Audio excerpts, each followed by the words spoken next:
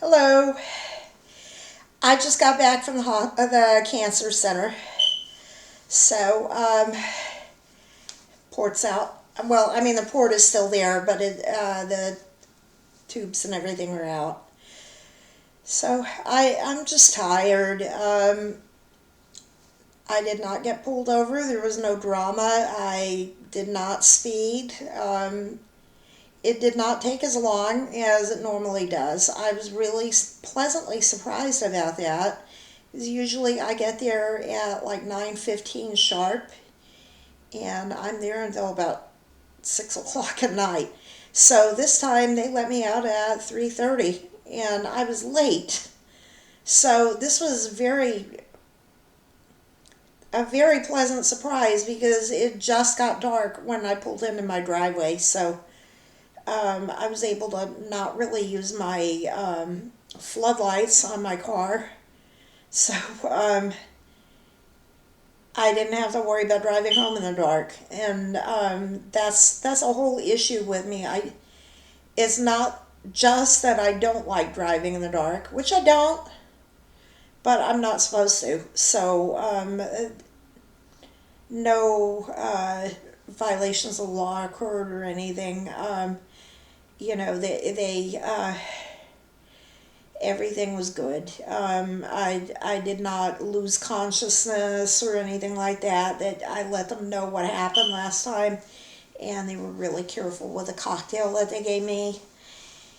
And they said my stats are really good, with the 239 on the CA 125. So that's I'm making really good progress with my cancer gene disappearing. And so, other than the ugly driver in front of me on my way to get the chemo, I didn't run into any nasty, hostile drivers. I didn't run into any speed traps or anything. I was very careful driving on that turnpike. I used to love driving on that turnpike. It was just so calm, hardly any drivers on it, and just peaceful. I could put the cruise control on it, and it was safe to do that because there weren't any other cars. Now I've got to be really careful about it. Not I like to let the car drive itself. It's an older car, but it's equipped to do that, and I just have to steer it, which I like to do that. But now I'm really worried about doing that, because it's a speed trap. So I've got to be very mindful about that. And, so overall it was uneventful, and the nurses were just super nice, because they know some of the people will die, and I could be one of them. So there's always that knowledge in the background. Not everybody gets to ring the bell. So I am very aware of the fact that 25% of all the people that get ovarian cancer don't make it. um, I used to work in human resources at the recycling company in San Francisco. And my boss, her mother had ovarian cancer, and she talked to me a lot because when you work in human resources, you don't talk to anybody else. You're not allowed to fraternize. People come in and they spill their guts to you, and when they leave the room, you have to take notes on everything they tell you, and it goes in their file. And you might not know that, or you probably know it now. HR is not really your friend. They have a special program that they take notes on every conversation that you have, and you have to be very nice to people. And sometimes they help you, and sometimes they're just there to cover the company's, what, when things go wrong and everything. And there's people you genuinely like, they'll come in there, and they remind you of people in your family that you like. They remind you of pleasant memories from your childhood, and, but you still have to document everything they told you in the database, and then print it up, and it goes in their file. And there are people in there that are, you have to use your intuition a lot, and they have a history of suing companies. You wait for them to sue you. You document everything, and you know they're going to sue you eventually. So you just wait for that ball to drop on with them. So that's kind of, they want people that are highly intuitive in those jobs so that they know that they spot patterns that people have. you know if Myers-Briggs, they prefer ENFJs. They will settle for an ENTJ if you got the people skills. I have the people skills because I've got two ENFJs in my family. So I'm around a lot of, I've been around a lot of empathic people growing up. So I know how to behave. There's two kinds of ENTJs. There's the ones that know how to get along with people, and there are the ones that are just unpleasant all the time and can't get along with people, and just really looking for a fight every time they meet someone and everything, want to dominate people all the time. I try to get along with people. If somebody starts a fight with me, they have crossed the wrong person, and that is in my nature too. So there are certain personality types that just want to fight all the time. My mother was like that. She was an ENTP, and they are they love to fight. So you're not going to find those people working in human resources. They're very creative, and they make really good school teachers, but that's, I love to study that stuff. It's not really relevant to what's going on today and everything, but when I worked in human resources, we were not allowed to fraternize, so my boss she's just a sweet lady.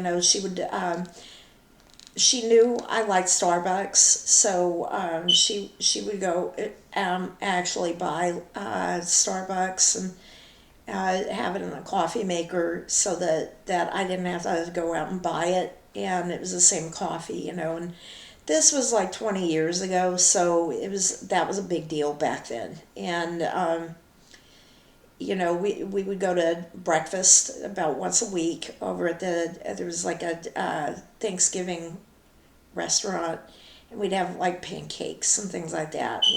So she told me all kinds of stuff about her family, and one of the things was that her mother died of ovarian cancer. So I'm aware,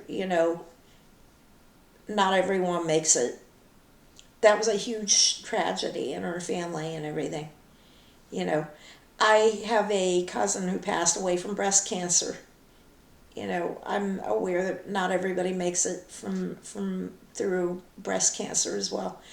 One of my favorite movies growing up was Heathers, and I related to Heather Duke, played by Shannon Doherty. And Shannon Doherty had the triple negative form of breast cancer, and she recently passed away. And I really idolized that character. I was like, that captured the essence of what I was like growing up. That was very much like me, down to the eating disorder. And, my friends picked up on it in college. They were like, wow, you know how many calories are in a hot dog? That's kind of weird and disturbing. Um, Sorry about that. I'm very thirsty, and I've been going to the bathroom constantly, but that was an ordeal getting home. I almost didn't make it a bathroom when I got home, but I don't know what they put in the cocktail this time, but it just dehydrated me, and they put a lot of fluids in it and everything. But whatever it is, I hope it kills a lot of the tumors. Um, but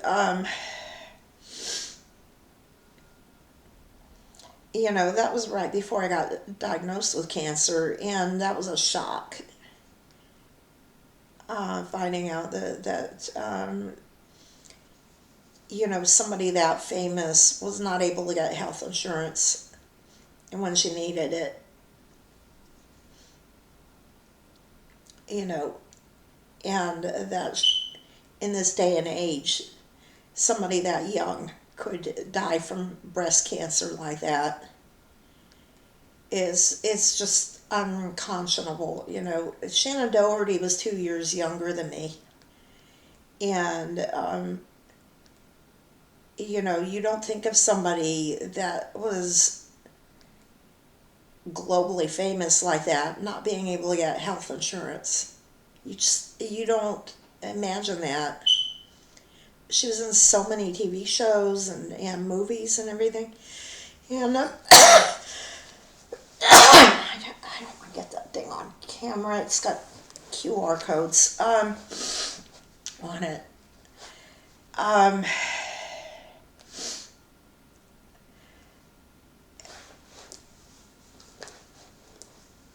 you just don't think of those kind of things happening to people that are famous.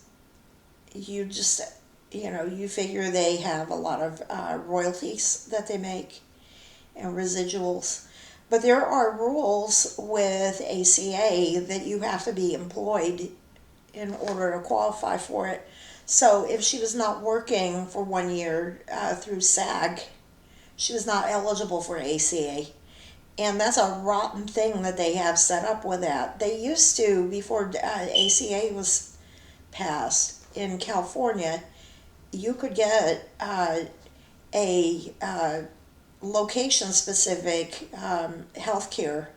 So if you only lived in, say, Brentwood, is it Brentwood, or if you only lived in San Francisco or whatever, you could get a local health plan, but it was only available in that area. So if you needed treatment for a specific condition, for example, when I was unemployed in San Francisco, I had the city plan, and I could get my seizure medicine in San Francisco. But if I went to go visit my friend in Sacramento, I had no health care coverage. So I was very nervous when I would go out of town to visit my friend, that if something happened, I had no health care coverage out of town.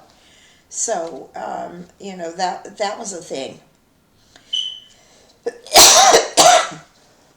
But if you're undergoing treatment for cancer, that's the whole thing. And I have issues going on with mine that location specific and everything, and that's another thing. I'm not allowed to change my plan, even if I move to another area, or even if I have moved to another area, because I'm in the middle of a treatment, and we won't go into that. And as a health insurance agent, that's a weird thing. I don't like it. Um, some states were opposed to ACA because they had better health care plans in place than ACA. Texas was one of those. They required people to sign on with a hospital plan as opposed to a major health carrier. Like you could sign on with Parkland or with Baylor or one of those hospitals and get all your health care through one of the local hospitals. And when ACA passed, they could no longer do that. They had to get it through something like United Healthcare or Humana or one of those plans. And that's why people in Texas were so opposed to it. I lived in Dallas for about 8 months. So while all of that was going on, and people were very angry about that, they had a legitimate reason they didn't want to do that. So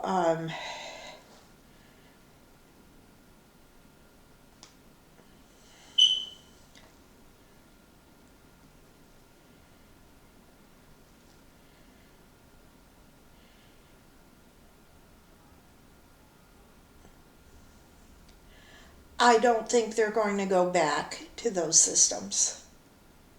I don't see this country doing that.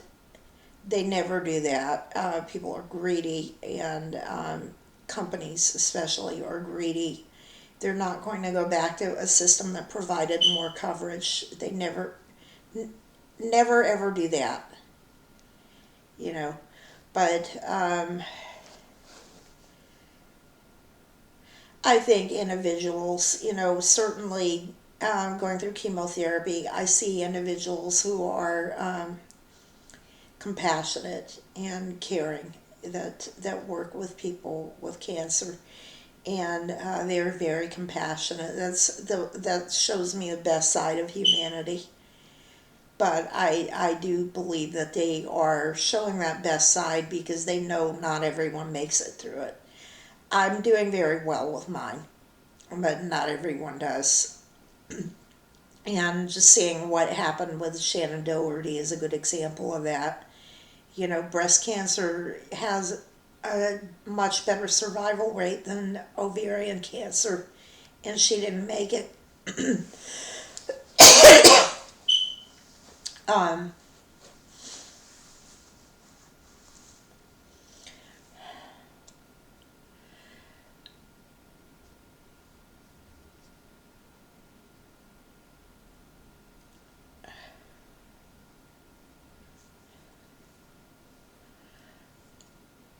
if I look like I'm beat, it's because I am tired. I'm sleepy, and I've been driving for like an hour and a half, so uh, and I just had chemotherapy today. So, you know,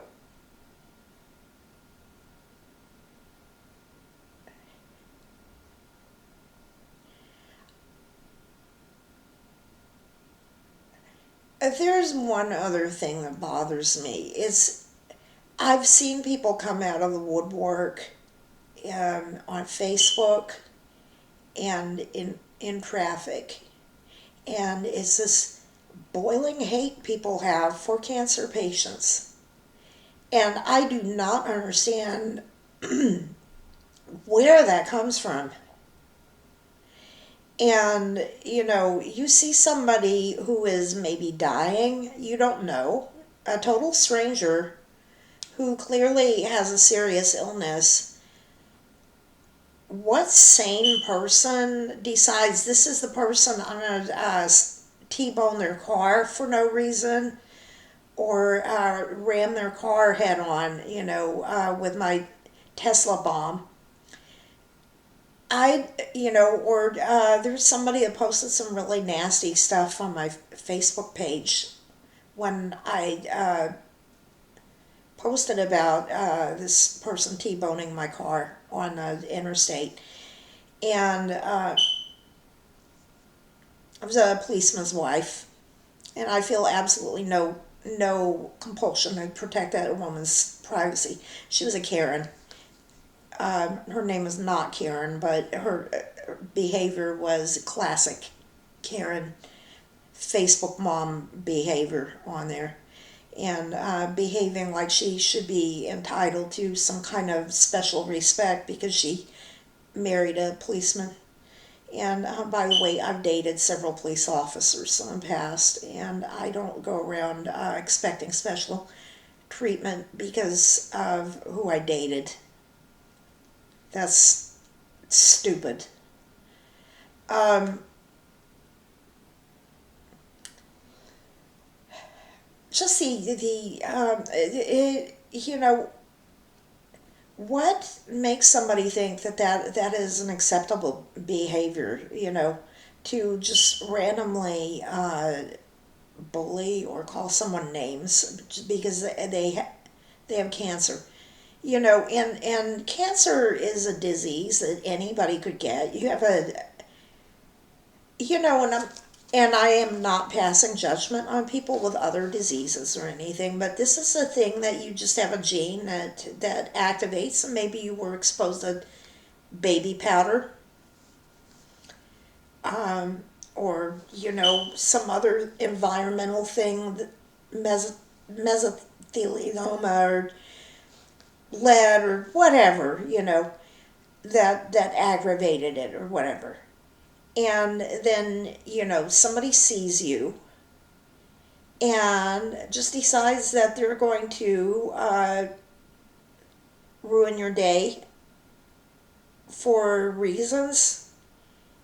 you know what what's going on with that round ball inside their head that has no gray matter in it and stuff. It's you know and it's not even a disease you get for engaging in certain behaviors like going around unvaccinated at Disney World, for example, like someone I know, my brother's boss, um, who has blood on his hands, um, and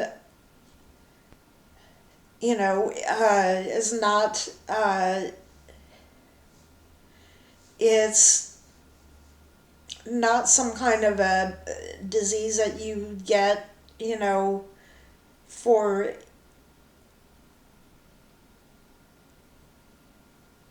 going around with,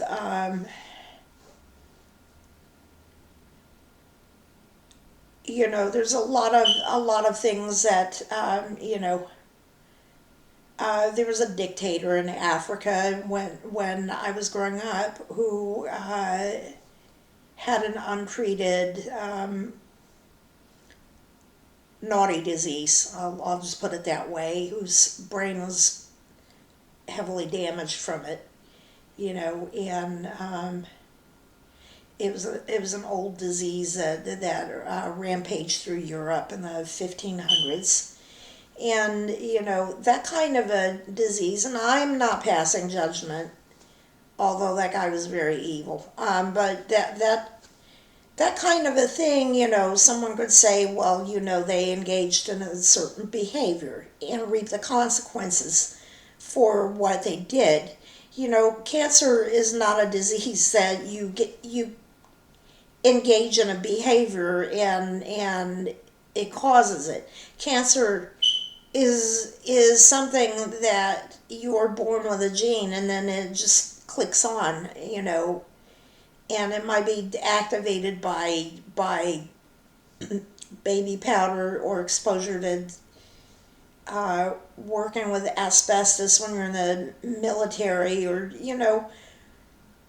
uh, burn pits or things like that you did not have any control over yourself.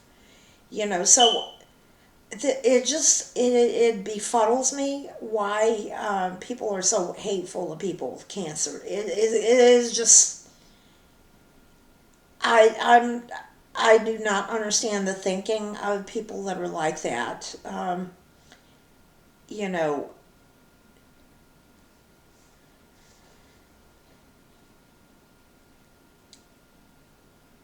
And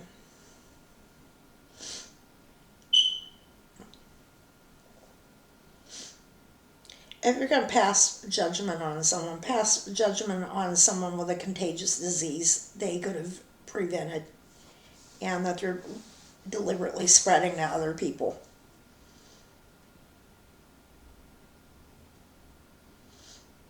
And if you're that dumb that you think cancer is contagious, um, you need to go back to school.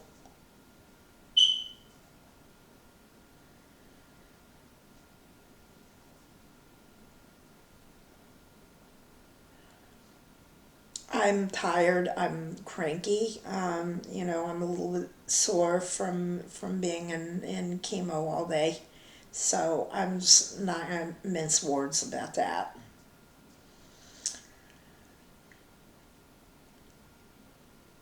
So that's my opinion about it. And I think, I have a few days. I have to do some paperwork this weekend, and then I think I'm going to play The Sims for this weekend. I'm kind of exhausted and everything. And have a good weekend. I'm going to set this to upload on in the morning. I'm on the computer this time, so I do believe it does that. Just a beanie hat. So it's not my hair. Have a good weekend and see you on Sunday.